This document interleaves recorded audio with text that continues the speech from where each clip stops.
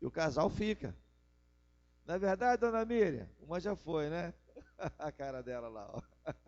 Né? Os filhos vão embora, os filhos vão viver a vida deles. Meus dois foram embora, né? Estão lá vivendo a vida deles lá. O Jonathan ainda não está casado, né? Mas a Carol já casada, ele está buscando os horizontes dele. Eles vão embora, mas o cônjuge, o marido e a mulher ficam. Por isso a importância de se trabalhar bem isso, solidificar, para que eles não sintam ou nós não sintamos o ninho vazio. Eu tenho comigo uma teoria. O ninho, na verdade, ele nunca fica vazio, né? Porque o casal está ali. Então o ninho não está vazio, o casal está ali. E o casal precisa manter o ninho acolhedor, para que os pássaros, né, que ali estavam antes, possam voar, e quando quiserem voltar ao ninho, seu Nilson que o diga, né, seu Nilson, tia Alda, o ninho está sempre ali acolhedor, para receber os pássaros de volta, né? E a árvore frondosa sempre preparada para isso, como assim outros casais também aqui na igreja, assim o fazem, né? Os filhos já casados, retornando, vez por outra, estando, mantendo aquela convivência ali. Isso é importante, é isso que valoriza a instituição família em si. Então, que Deus possa estar abençoando os casais da nossa igreja, fortalecendo, e que possam buscar a cada dia desenvolver e crescer na presença do Senhor. Vamos abrir as nossas Bíblias na segunda epístola do apóstolo Paulo a Timóteo.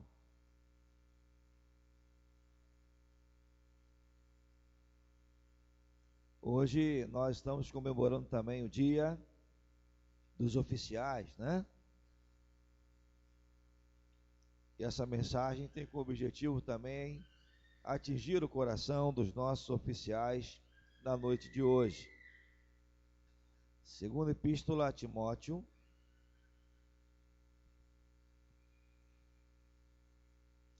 capítulo 1,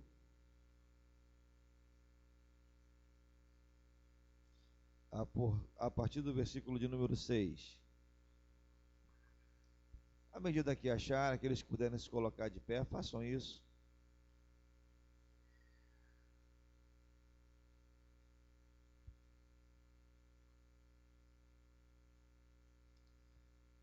Assim nos diz a palavra do Senhor.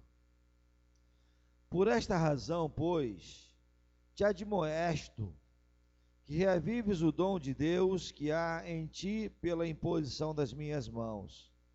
Porque Deus não nos tem dado espírito de covardia, mas de poder, de amor e de moderação.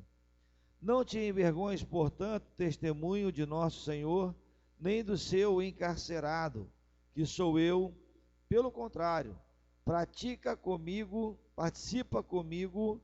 dos sofrimentos a favor do Evangelho segundo o poder de Deus, que nos salvou e nos chamou com santa vocação, não segundo as nossas obras, mas conforme a sua própria determinação e graça, que nos foi dada em Cristo Jesus antes dos tempos eternos, e manifestada agora pelo aparecimento de nosso Senhor, nosso Salvador Cristo Jesus, o qual não só destruiu a morte, como trouxe à luz a vida e a imortalidade mediante o Evangelho, para o qual eu fui designado pregador, apóstolo e mestre. E por isso estou sofrendo estas coisas. Todavia, não me envergonho, porque sei em quem tenho crido e estou certo de que é poderoso para guardar o meu depósito até aquele dia. Mantenha o padrão das sãs palavras que de mim ouviste com fé e com o amor que está em Cristo Jesus. Guarda o bom depósito mediante o Espírito Santo que habita em nós. O Senhor nos abençoe com a leitura da sua palavra. Oremos ao Senhor. Pai, obrigado pela tua palavra. Te damos graças porque ela é viva e ela é eficaz. Ela penetra em nossas mentes, ela promove mudanças em nossas vidas, como teu servo Vladimir, Senhor Deus, na introdução, no início do culto, fala a respeito. Mas nós queremos realmente que mudanças aconteçam em nossas vidas, que a tua palavra seja um instrumento usado pelo teu Espírito Santo para nos convencer e promover as mudanças que precisam acontecer em nossas vidas. Por isso, tão somente, Pai, faça calar o nosso coração essa noite, tornando-nos sensíveis à tua voz, para que possamos compreender a tua vontade através daquilo que vamos estar refletindo aqui essa noite. É o que nós te pedimos, Pai. Em nome de Jesus. Amém. Podem sentar, amados. O apóstolo Paulo está escrevendo uma carta ao seu discípulo amado, a quem Paulo trabalhou, instruiu, deu a formação necessária para que ele pudesse estar exercendo um sacerdócio, ser um líder numa comunidade, estar pastoreando um grupo de pessoas, vidas que foram depositadas aos cuidados de Timóteo, que havia sido preparado por Paulo para exercer essa função, foi ordenado e consagrado a esse ministério pelo apóstolo Paulo, estava debaixo do apostolado de Paulo, quem tinha sobre a sua vida uma autoridade tremenda na vida de Timóteo em si. E como Timóteo era alguém que, instruído por Paulo, fora, havia no coração de Paulo a preocupação de estar falando, ensinando, alertando, para que ele pudesse se estruturar cada vez mais e desenvolver com qualidade o ministério que havia sido confiado a ele.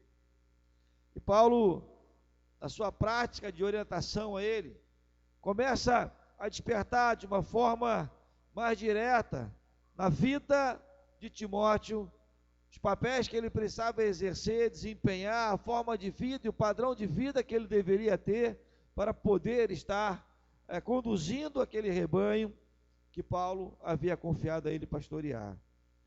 Paulo começa então falando aqui no versículo 6, por esta razão, pois eu te admoesto, que reavives o dom de Deus que há em ti, que reavives o dom de Deus que há em ti, dom esse que foi manifestado, revelado a Timóteo, e que Paulo impôs as mãos sobre a cabeça dele, para que ele pudesse estar desempenhando esses dons como instrumento nas mãos de Deus para o crescimento do reino do Pai.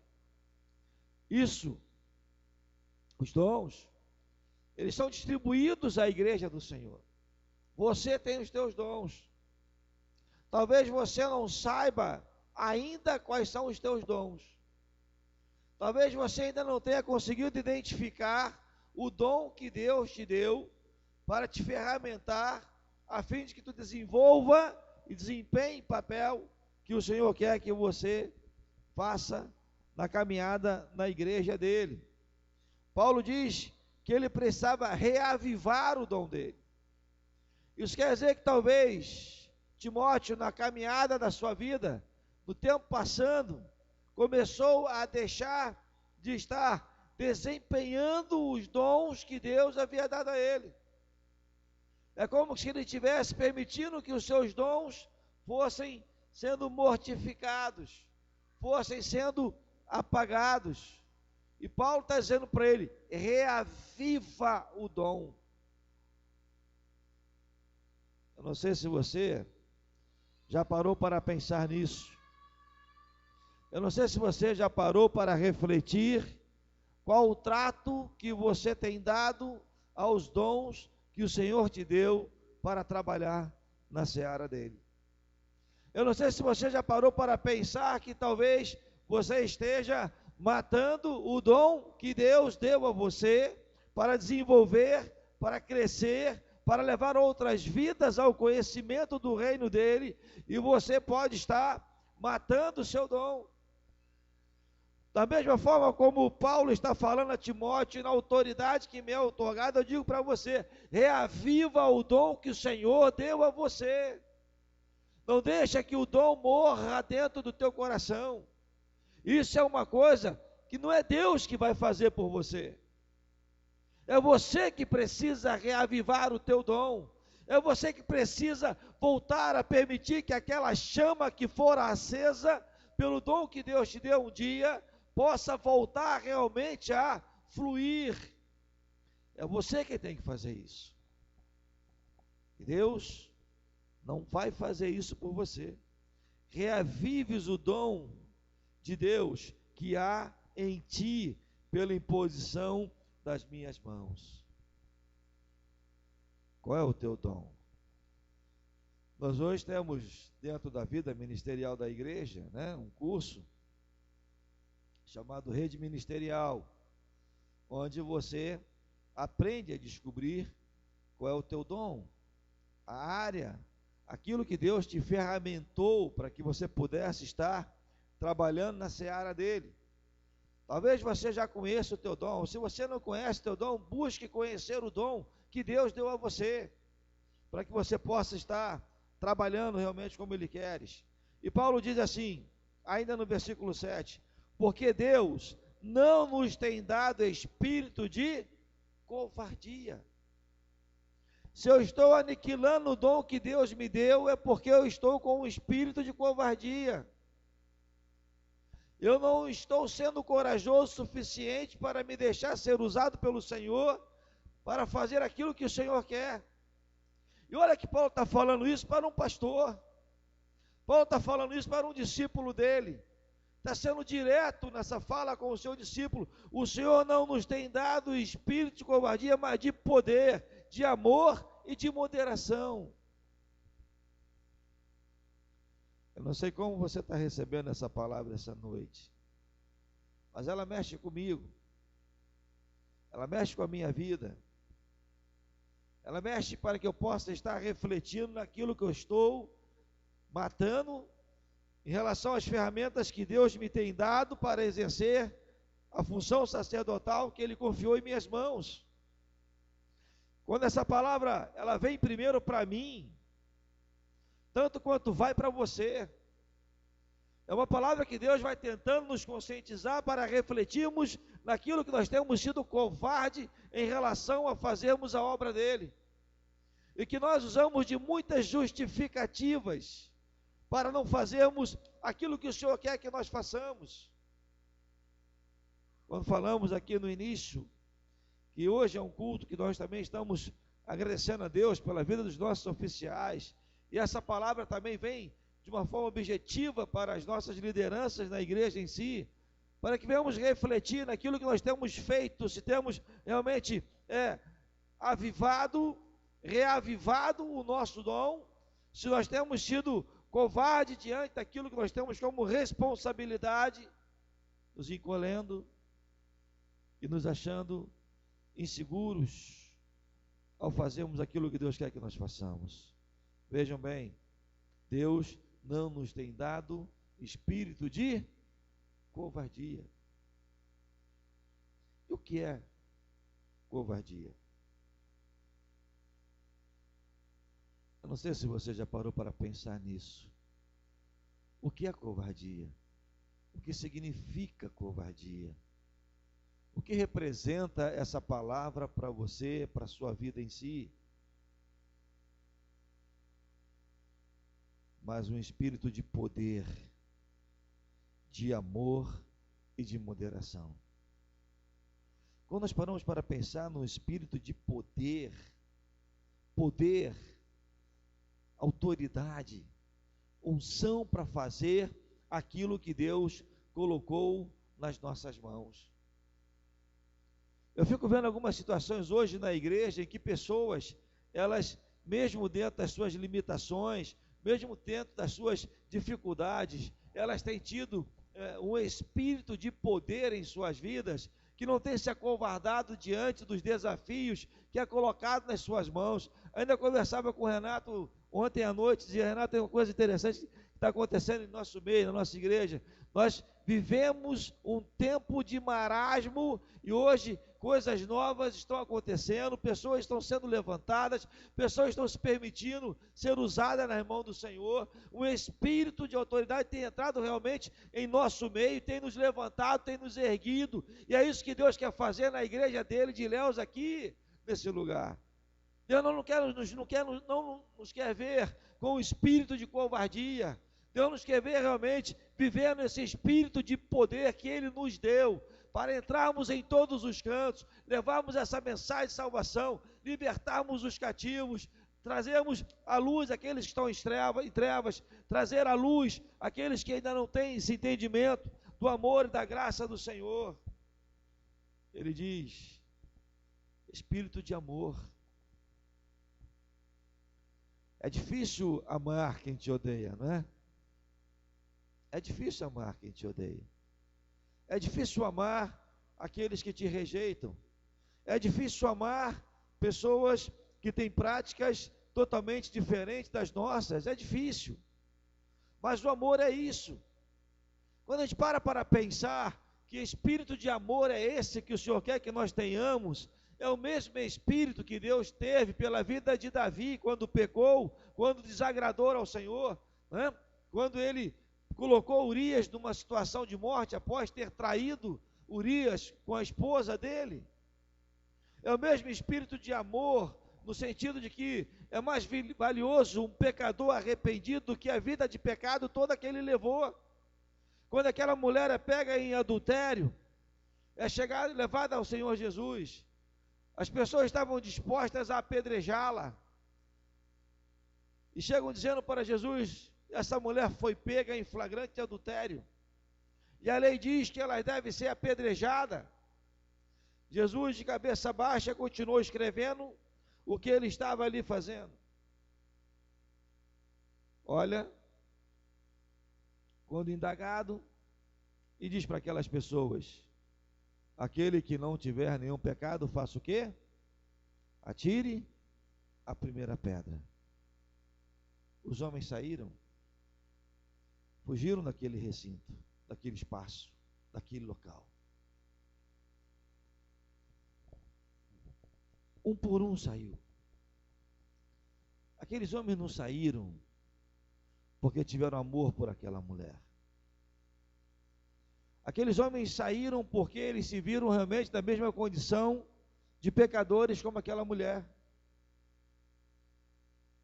Jesus não teve uma atitude diferente, porque seria muito simples para ele dizer, a lei diz o quê? Apedreja? Então apedreja. Não é o que a lei diz? Ele poderia ter falado isso, mas ele manifesta o amor e a graça, e chega para aquela mulher e pergunta para ela, cadê os teus acusadores? Senhor, nenhum deles mais aqui está? Não te condenaram? Não, Senhor, nem eu te condeno. E diz para ela, vai e não peques mais. Isso é manifestação de amor. Isso é manifestação da graça do Senhor.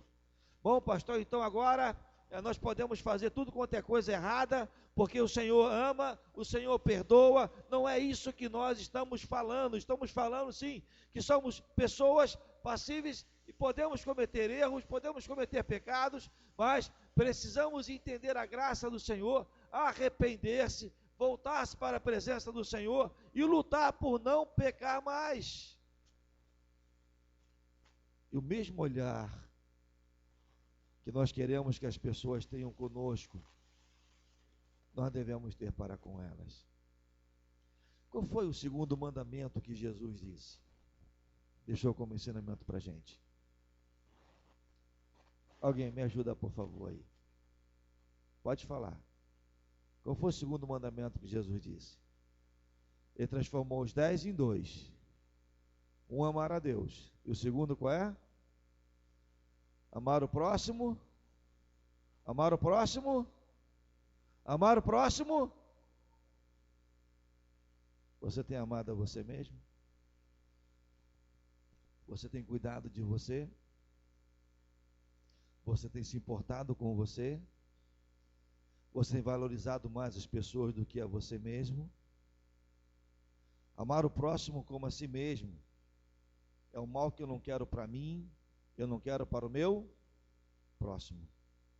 Esse amor ao qual Jesus está aqui alicerçando a vida, Paulo sendo instrumento, alicerçando a vida de Timóteo para que ele pudesse exercer esse amor que é um amor fraternal, é um amor sacrificial, é um amor de entrega, é um amor disposto a pagar um preço, é um amor disposto a até mesmo sofrer por conta do outro. Isso é amar. Por isso Paulo diz: poder, amor e moderação. Agirmos com moderação. Sermos moderadores, não inflamadores, né? Paulo continua dizendo: não te envergonhes.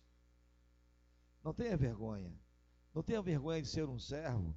Não tenha vergonha de ser um cristão. Não tenha vergonha de temer a Deus. Não tenha vergonha porque aquele que você creu como Senhor e Salvador da sua vida foi morto numa cruz. Não tenha vergonha de que aquele que Paulo foi preso porque pregava o evangelho. Não tenha vergonha das histórias que nós até hoje aqui mesmo oramos, né, de políticos que se dizem evangélicos, roubando, mentindo, cometendo atrocidades. Eu não tenho vergonha de dizer que eu sou um cristão, que eu tenho temor de Deus, porque esses homens estão tendo atitudes que são inadequadas àquilo que a palavra orienta e que direciona a sermos.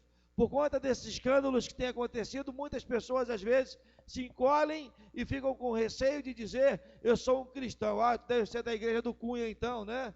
Não, nem todos que estão lá na igreja do Cunha são iguais a ele, nem todos que creem em Jesus são como Cunha são, e nós não podemos nos deixar ser envergonhados por esse lamaçal que está aí diante dos nossos olhos, por pessoas que se dizem ter o temor do Senhor, e eu espero que elas se arrependam, senão vão para o inferno, né? Se consertem diante de Deus, vão pagar o preço delas, mas eu não tenho que ter vergonha de dizer o que eu sou, aquilo que jorra no meu sangue, que é o sangue de Jesus, que me lavou e me redimiu. Não tinha vergonha disso, não tinha vergonha de dizer que tem o temor do Senhor, não tinha vergonha de dizer que você carrega a bandeira de Jesus Cristo nas tuas mãos, como servo e como serva do Senhor. Paulo está dizendo para ele: não tinha vergonha, portanto, do testemunho de nosso Senhor, nem do seu encarcerado, que sou eu.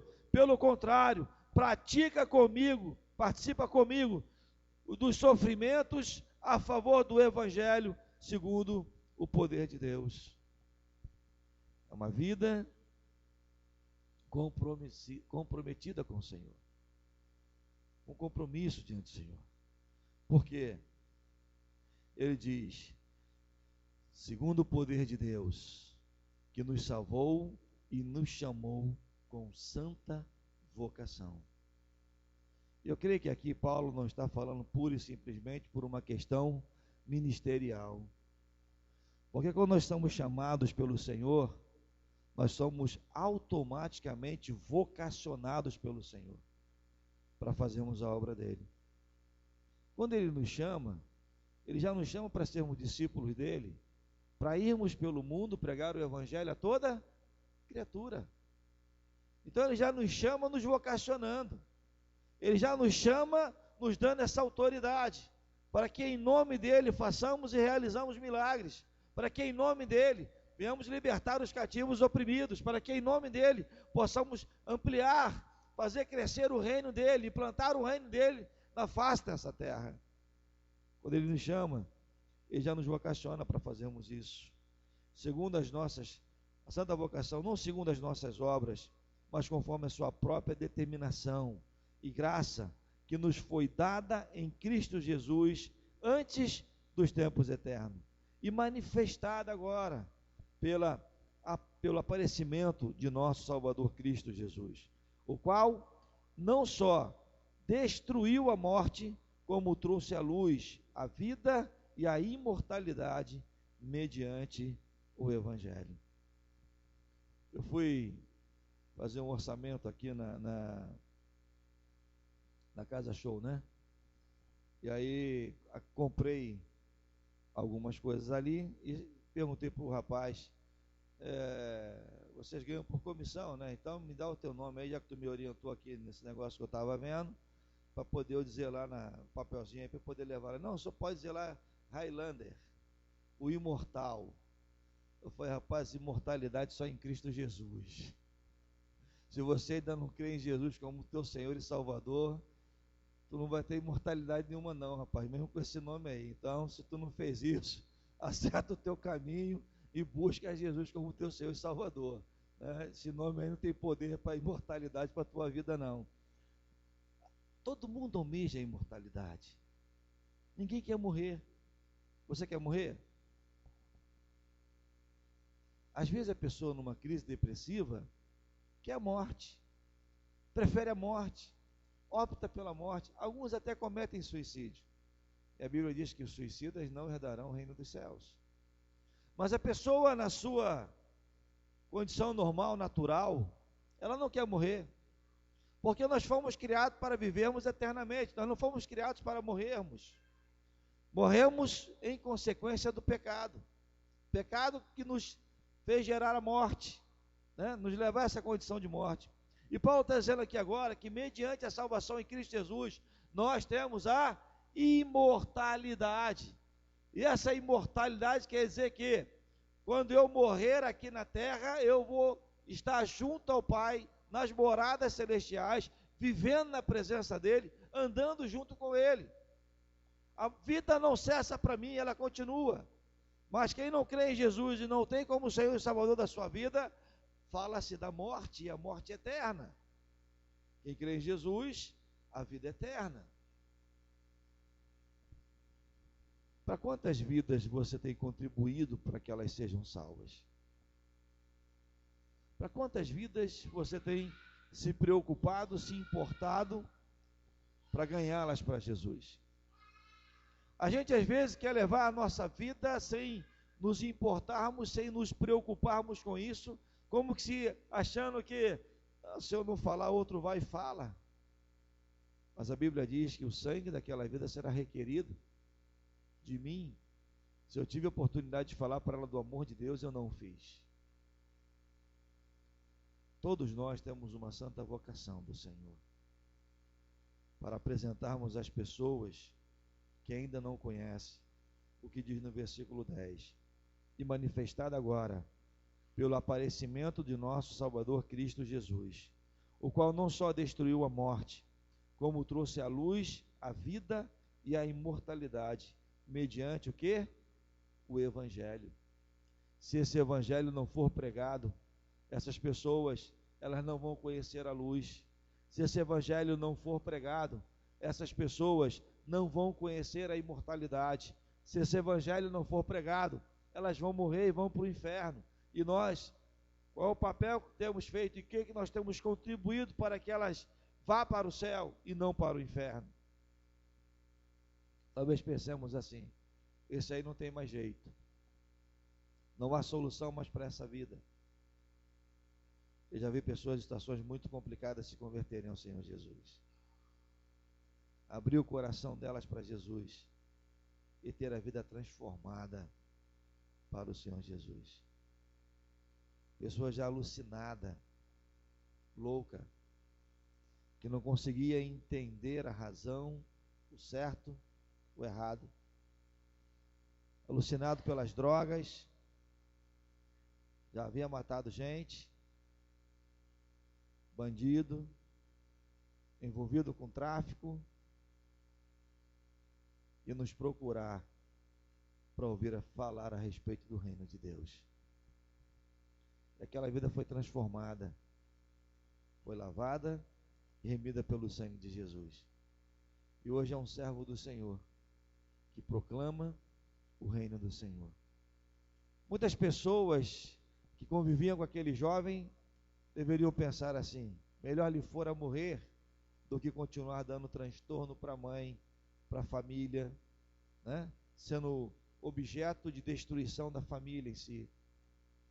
E hoje esse jovem, casado, família constituída, servindo ao Senhor Jesus. Nós não somos ninguém para julgarmos se a pessoa tem ou não condições, se é ou não o tempo delas. O que precisamos entender que é o nosso tempo de falarmos a respeito do amor de Deus. Por mais ruína e desgraça que possa haver na vida de um indivíduo, a graça e a luz, né, pode entrar. A luz para tirá-lo das trevas, a graça para revelar o amor e a graça e a salvação de nosso Senhor e Salvador Jesus Cristo. Paulo continua dizendo, no verso 12, e por isso estou sofrendo estas coisas, todavia não me envergonho, porque sei em quem tenho crido, e estou certo de que Ele é poderoso para guardar o meu depósito até aquele dia. O Senhor é poderoso para te guardar, para guardar o depósito da tua vida nos cofres dele. E ele continua dizendo, mantenha o padrão das sãs palavras que de mim ouviste com fé, e com o amor que está em Cristo Jesus. Guarda o bom depósito, mediante o Espírito Santo que habita em nós. E é esse Espírito Santo que nos dá as condições para fazermos aquilo que Deus quer que nós façamos. Por isso, queridos, não sejamos covardes, né? Digo isso aos nossos oficiais, aos nossos líderes, aos nossos membros e aos que nos visitam essa noite. Não sejamos covardes. Saibamos que temos o Espírito Santo em nossa vida agindo, nos conduzindo, nos orientando e nos direcionando. E Ele coloca palavras em nossas bocas, em nossos lábios, que nós talvez até jamais imaginaríamos que iríamos proferir, anunciar, falar. E é assim que Deus faz, é assim que Deus age. Agora precisamos estar nos colocando nessa condição de não sermos covardes diante dos desafios que Deus tem trazido às nossas vidas. E que Ele nos abençoe e nos ajude a estarmos realmente botando a mão nessa bandeira, Cristo Jesus, e vivendo a vida debaixo da direção e da condução dele. Que Deus nos abençoe. Nós hoje, como falamos, né, para nós é um dia especial, também pela comemoração do Dia dos Oficiais. Eu vou convidar o pastor Robson. Cadê o pastor Robson? Foi lá atrás? Está por aí ele? Ah, sim. Esse negócio de mímica assim é meio complicado. Eu posso entender um monte de coisa. Faz uma mímica assim. Parece que ele está grávido, né? Está barrigudo, né? Está esperando o neném. Ou então está resolvendo um problema do filho. Essas mímicas são complexas. Mas eu entendo que ele está com alguma dificuldade para estar aqui nesse momento, né? Mas nós queremos convidar então, eu pedi ao Paulo que venha até aqui à frente, por favor, Paulo.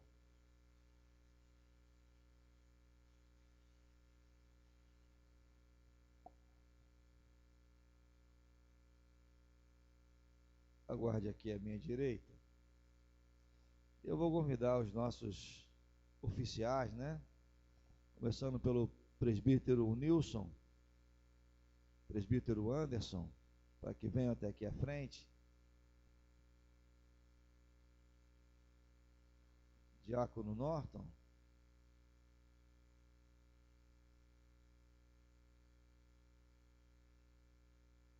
Diaconisa Léa está lá atrás, né? Diaconisa Marli também, né? As diaconisas que eram para estar aqui dentro estão lá atrás, né?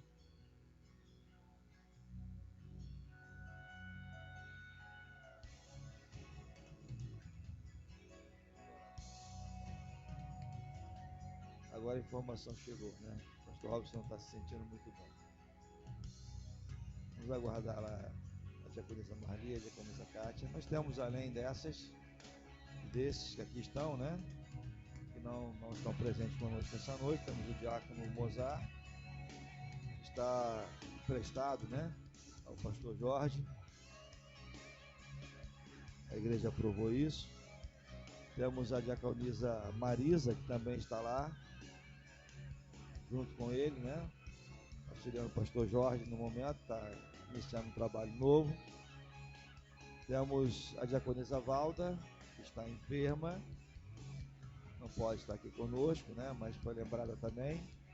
Temos a diaconisa Kátia, que está acompanhando o pastor Mário hoje.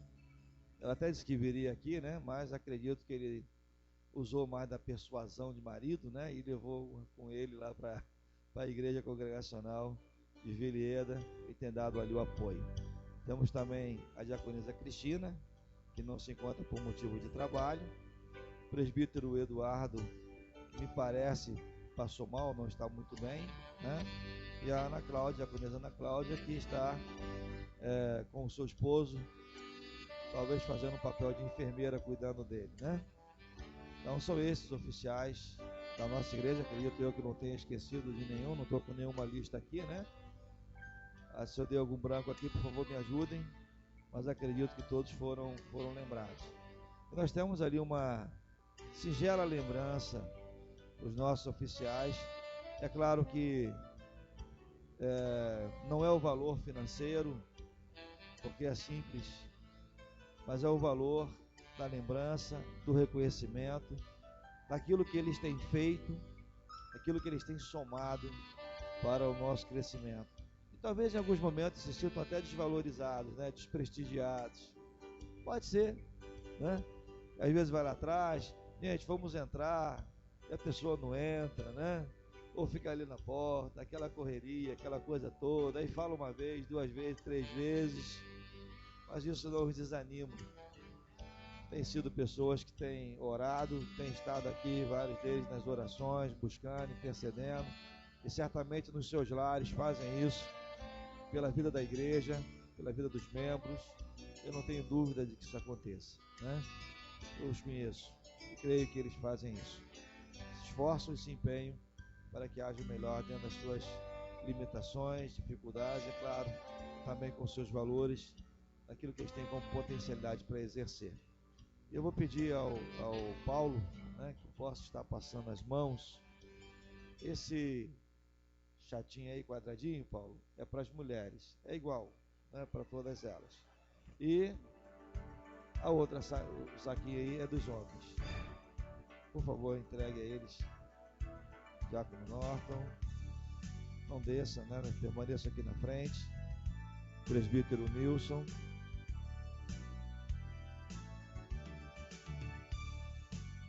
Presbítero Anderson.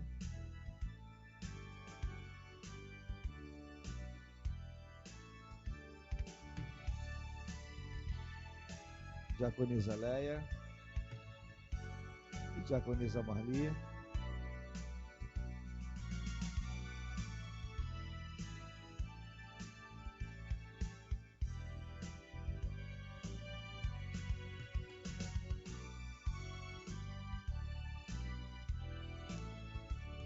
Queridos, vamos colocar de pé e vamos orar por essas vidas, né?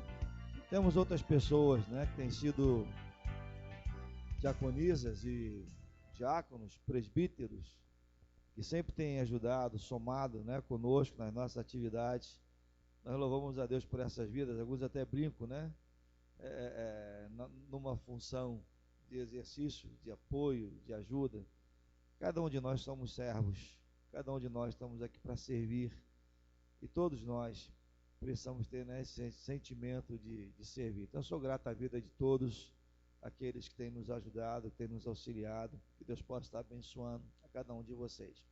Senhor, eu quero louvar o teu nome mais uma vez, pela vida desses que aqui na frente estão. Alguns que tiveram, Pai, a oportunidade de impor as mãos sobre a cabeça deles, assim como Paulo impôs as mãos sobre a cabeça de Timóteo, consagrando-os para o exercício diaconal, tanto mulheres quanto homens e presbíteros. Eu te louvo, Senhor Deus, por aqueles que eu não tive o privilégio de pôr as mãos, mas têm exercido aqui a função, estão debaixo também da autoridade que tu nos constituiu aqui como pastor. Os coloco nas tuas mãos também, Pai. Olha em favor dessas vidas, porque tem sido instrumento e tem somado conosco para o nosso ministério. Eles são oficiais da tua igreja, mas são nossos auxiliares diretos, Pai querido, no exercício das funções sacerdotais, que a igreja precisa usufruir dela.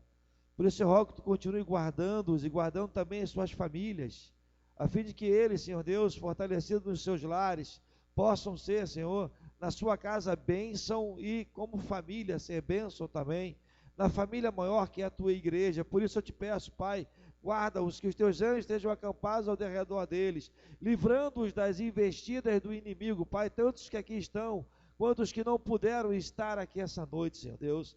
Vai de encontro a essas vidas, Pai, fortalecendo-os, trazendo sobre eles o teu renovo, a tua graça, e em especial nos lembrando também do presbítero Eduardo, que não está bem de saúde. Abençoa-o, Pai, vai repreendendo a enfermidade que o incomoda. Toma nas tuas mãos, Pai, que ele possa estar bem e possa estar nas suas atividades, exercendo aquilo que ele precisa, Senhor Deus, fazer em relação à sua vida e às suas atividades. Abençoa, Pai, toma ele nas tuas mãos. Receba a nossa gratidão, Pai, e que possamos estar realmente abraçando os nossos oficiais, também cuidando e zelando pela vida deles. Que a igreja cada dia entenda isso e os tenham em grande honra, para que eles possam continuar sendo bênção nas nossas vidas, como oficiais e líderes que eles são. Eu te peço isso e já te agradeço, em nome de Jesus. Amém. Podem sentar, amados.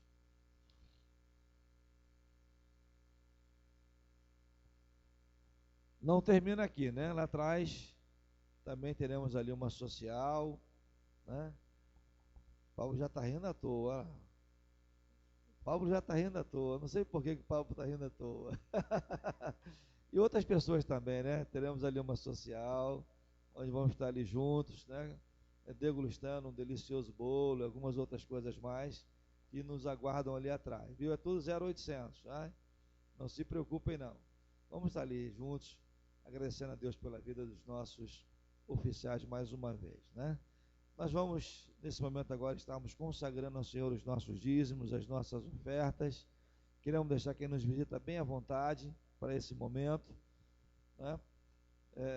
Não se sinta na obrigação de ter que estar contribuindo, não. Mas se desejar fazê-lo também, fique à vontade. Nós vamos estar louvando ao Senhor, glorificando a Deus. Se você tem alguma coisa também a transpor essa semana, alguma barreira, pode ficar aqui na frente, ou vir aqui à frente, nós vamos estar orando, entregando a tua vida, o teu problema nas mãos do Senhor.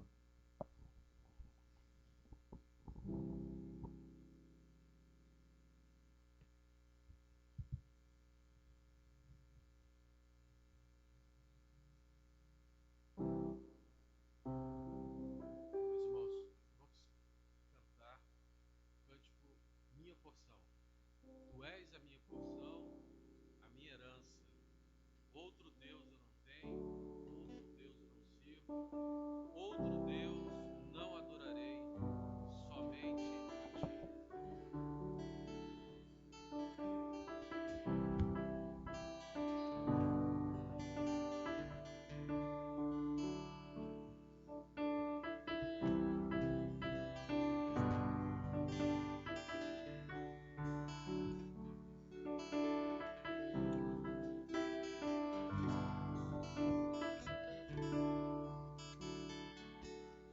Tu és a minha porção, a minha herança.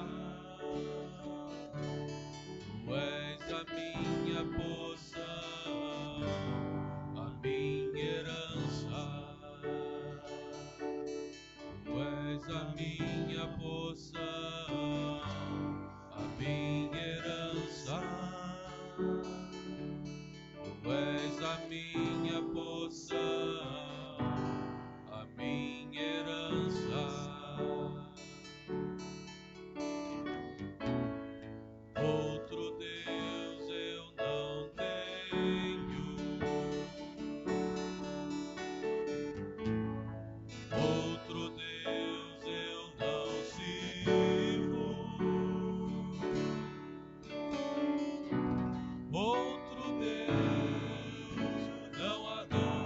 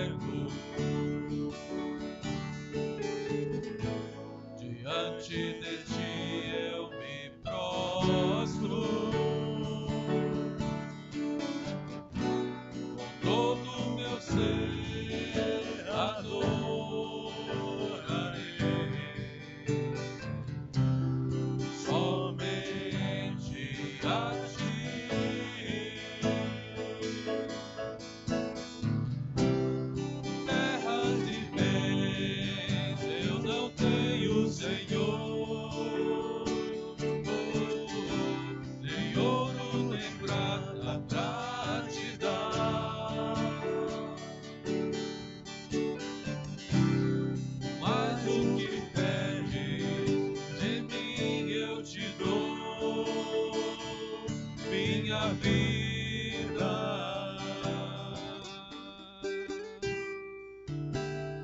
No teu altar, tu és a minha porção, a minha herança. Tu és a minha porção, a minha herança. Tu és a minha porção, a minha herança.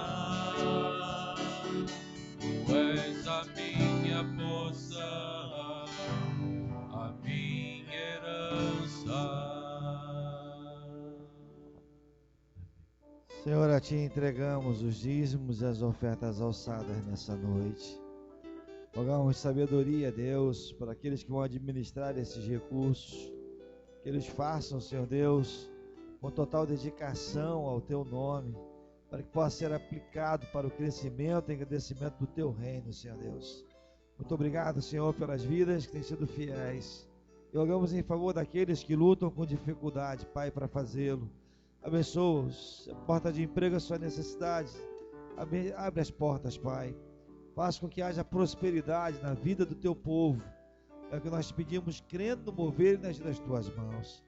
Queremos colocar também nas Tuas mãos, Pai, aqueles que precisam da Tua graça, da Tua bênção e vêm buscá-la aqui essa noite. Não sei qual é a necessidade que há no coração deles, mas Tu conheces. Tu sondas, Senhor Deus. Eu te peço que venha entrar com a Tua intervenção, trazendo a solução para o problema daqueles que buscam aqui agora, Pai. Quero colocar nas Tuas mãos também a Dona Graça. Rogamos-Te em favor da saúde dela, Pai. Opera, Deus, vai abençoando a Dona Graça, a Dona Zenite, tomando nas Tuas mãos, Pai. Abençoa também a Dona Valda, ela possa ter a graça de sair daquele leito, de poder voltar a fazer as suas atividades, Pai. Vai repreendendo todo o mal que assola o corpo dela. Dê a alegria da Tua serva poder estar na Tua casa, Pai, fazendo aquilo que ela amava fazer, no tempo de vida que ela ainda tem, de caminhada que ela ainda tem. Toma Eduardo nas Tuas mãos, mais uma vez te pedimos em favor dele. Pastor Robson, Pai, que está passando mal também, alcança-o com a Tua graça, estabelecendo a sua saúde, abençoando, Deus, para que ele esteja bem. Senhor, vai operando aqueles que nós não nos lembramos agora também, que precisam da Tua bênção em relação à saúde. Alcança-o, Senhor Deus. Vai de encontro à vida deles, Teu povo que aqui conosco congrega, derramando sobre eles a Tua bênção, Pai.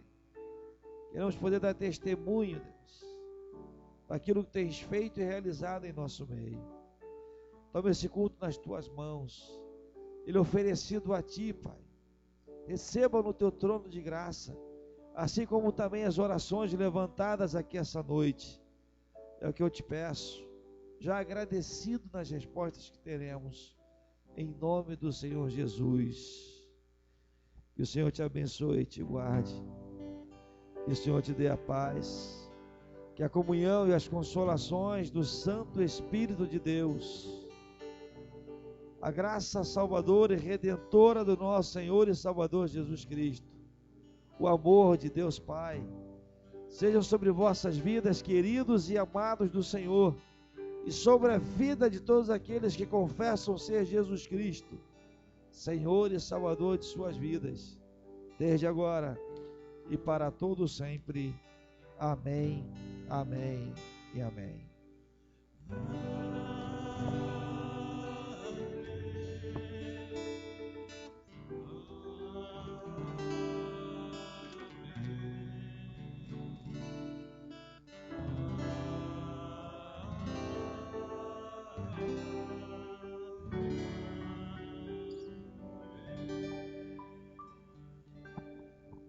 Algo nos aguarda lá atrás, né?